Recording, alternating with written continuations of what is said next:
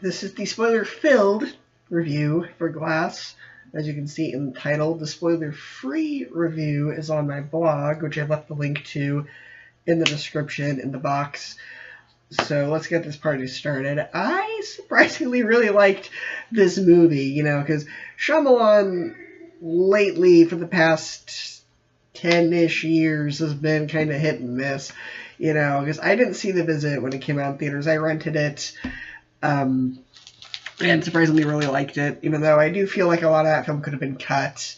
It really would have worked better as a short film, because, you know, you can fast forward most of that movie. I don't want to see the kid rapping for half the movie, but, I mean, other than unnecessary need to film, The Visit was pretty good, and Split was amazing, you know, as everyone says. How James McAvoy has not had an Oscar win, or even a nomination, that I know of yet, is surprising to me. You know, especially in this one. So in Glass, James McAvoy is by far the best part. Everyone in this movie is really good. Bruce Willis is still really good, especially since he's in his early 60s now. He still has it. He's still really fun in this movie. And Samuel L. Jackson is really good. You know, my personal problem with Samuel L. Jackson in a lot of stuff is that he tends to yell every line at everything, right? In every movie. He doesn't do that here, I don't think. At least not that I can remember. So it is good that he actually gave a subtle performance. You know, I mean, half the movie he doesn't even talk. He just sits there acting creepy and acting twitchy, you know, like, you know, it's just his eyes twitch or whatever. The very Hannibal Lecter serial killer, like, a lot of the creep factor from Samuel Jackson in this movie does come from just nonverbal communication that he gives in this movie. That was really good. You know, James McAvoy, just super fun in every scene. You know, especially just as he keeps switching from all the personalities. And as they set up this light in his room, it's like every time we flash this light, you're going to switch personalities. And they go through, like, you know, 5 or 6 at a time within, you know, 30 seconds. And it's fun seeing, and a lot of personalities we didn't get time to see in Split. Because remember, he has, you know, I think 24 personalities, and we only got through like 6 or 7 of them in Split, so we get to see more of them. I don't think we get to see the rest of them. I still think that there's more that we don't get to see, and we never will get to see because they all die at the end. But I'll get to that in a minute. Like I said, spoilers. Yeah, so really good. I really enjoyed seeing, you know, now that we know that Split is a sequel to Unbreakable, they don't need to keep that secret anymore, so they had a lot of fun with the connections to this. I really enjoyed the opening scene of Bruce Willis, who's now called the Overseer, which, that's kind of funny, because I can just imagine the pitch meeting for this movie when they were doing it. It's like, okay, well, Bruce Willis doesn't have a superhero name in Unbreakable. What can we call him? Well, let's see, he watches over the city, so we can call him the Overwatch. No, we can't do that, because that's Green Arrow's girlfriend. Okay, what about Oracle? Yeah, that's Batgirl. Okay, well, what about the Watchmen? DC owns that name, too. Ah, crap. So I can just imagine how many names they had to go through that weren't already trademarked by DC or whatever. Just finally get to the name of the Overseer, which is still really cool, you know. And it's nice that his costume isn't super fancy. It's just a rain poncho, which I thought was really cool. It's fun that his son from the first movie, and I checked it, it is the same kid from the first movie. I went on IMDb, it is the same kid. He's basically not his Robin, but more of, you know, to quote Spider-Man Homecoming, his guy in the chair. And so I guess maybe like his Lucius Fox or whatever, you know, his guy in the chair, Spider-Man would say. That was really cool. That was a nice little father-son dynamic. I do think the way that they explained the mom not being in there was a little bit lazy. It was like, oh yeah, because your mom died of leukemia or whatever, you know, this many years ago. I'm like, okay, that's just kind of a lazy, rushed way to get exposition out. It's like when they go, as you already know, blah, blah, blah, blah, blah. That's like, if they already know where I tell them. And I mean, it's for the audience's benefit, but there's better ways they could have done it. I think show not tell would have been better here in this scenario with that. But that's, you know, that's a nitpick. I did enjoy the opening battle between Bruce Willis and James McAvoy. That was really fun, and it gets them to that asylum. You know, and apart from like the first 10 minutes, 90% of this movie is spent in this asylum. And I know a lot of people, a lot of the reviews were like, oh, well, they were teasing this big battle on top of the skyscraper that was being built, and we never got to that. We never got to see that. How disappointing that they teased and we never got to see. But none of these movies have that factor. None of these movies have big battles. Even Unbreakable, which was a superhero movie, never had any sort of big battle. Most of it was just a mind game between Samuel L. Jackson and Bruce Willis, manipulating each other. That wasn't even close to being a big battle, and it wasn't supposed to be. These are smaller budget movies. These are smaller, more intimate superhero movies. I mean, even Split, that's spent in one location most of the time. This one is too. So I wasn't ever expecting them to get to that big battle. I was like, okay, they're not going to do that, because that's not the kind of movie it is. On top of that, it's a Blumhouse production. Blumhouse is a small budget company. All of their movies, I mean, they still cost, millions to make, but they cost only a fraction of what it costs something like, say, Avengers to make.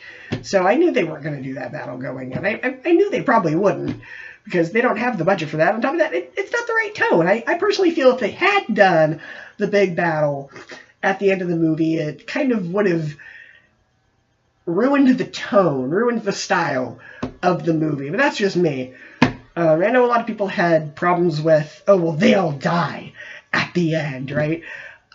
I kind of figured they probably would. Or, the story would, the story's going to end. I figured if they don't die, then they'll at least go into retirement. I figured Bruce Willis would at the very least go into retirement, but I thought that their endings were actually very fitting. Bruce Willis dying in a puddle, okay, that's kind of a dumb way for him to die, but I didn't think it was. I know because, the first movie, it very much specifies that water was kind of his weakness. I find that, they all kind of died in their own weaknesses. Their weaknesses were their downfall, which I thought was good. And it sets up that there could potentially be more. I don't think there's gonna be, because they very much have concluded that it's going to be the last movie in this series, this trilogy. But I would at least like to see maybe a TV show or something with, the more people discovering their powers. Make it kind of like an X-Men style kind of TV show. Because, we do hear about this secret society that's going to try and cover up the fact that superheroes exist, superpower beings exist. And they fail because the cameras, which I saw that coming. I saw the, actually no, I'm sorry, I didn't. So I didn't see the thing with the cameras coming, and they set that up very early on. I thought that was very clever. It's very cleverly written, the way they set that up. But the one thing I did see, because I rewatched Unbreakable and Split before going to see this, and I noticed, near the end of the movie, where Kevin lays the bouquet of flowers on a train station, I went, I bet his dad was on the train that crashes in Unbreakable. And I was totally right. And I was kind of like, okay, I could tell, right, going in, it's going to be kind of like a Captain America Civil War thing, where they're enemies, but then something's going to happen, and they're going to, he's going to switch sides, like with how, Iron Man was cool with Bucky, but then he's like, oh, Bucky killed my mom, and then they fight, right?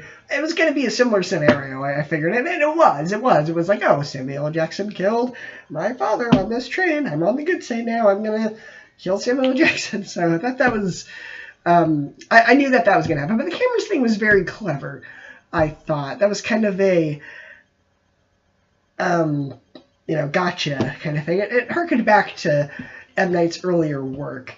And, the writing was so good, especially with the psychologist character, saying, well, no, you don't actually have powers. You say you do, but here's the rational explanation for it. And that actually made me think that maybe, oh yeah, maybe she could be right. Maybe they don't have powers. Do they? I saw them do these crazy things in the other movies, but there could be a logical explanation for it.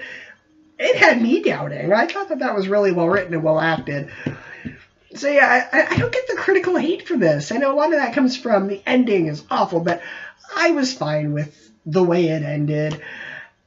I personally was fine with it. I thought it was a good conclusion to this story. I think people were expecting something more along the lines of Avengers with like the big battles. But like I said earlier, it's not ever going to be that kind of movie. The first two weren't that kind of movie. Why should this one be? And it's smaller budget. It's a Blumhouse movie. They're smaller budget.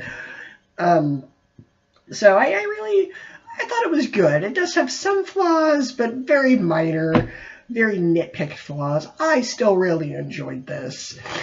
It was a terrific movie. I was on the edge of my seat the entire time going like, okay, well, what's going to happen next? You know, I really enjoyed that. Sadly, you know, because it's a January movie, I don't think it's going to be eligible for Oscar nominations in 2020. I wish it was, because James McAvoy, gosh darn it, he needs an Oscar for this. He's so good in this movie. He's the best part of this movie. So I really enjoyed Glass. Go see it. I really enjoyed it. Okay, so besides, this is the only movie in January. Honestly, it's the only good movie coming out in January. And in February, you know, we've got Lego Movie 2 coming out, and we have Alita coming out. There's also Happy Death Day, but I didn't like the first one enough to go see the second one. I thought Happy Death Day was just kind of okay. I might rent Happy Death Day 2 when it hits Netflix. I'm probably not going to go see it in theaters. I might if I get a free pass or something. I'm probably not going to go see it, though. But yeah, Alita comes out, and then Hunter Dragon 3 comes out. That's for February. But, you know, since Glass is the only movie coming out in January for a couple weeks, I'd say go see it. It's really good. So, yeah, go see Glass. It's really good.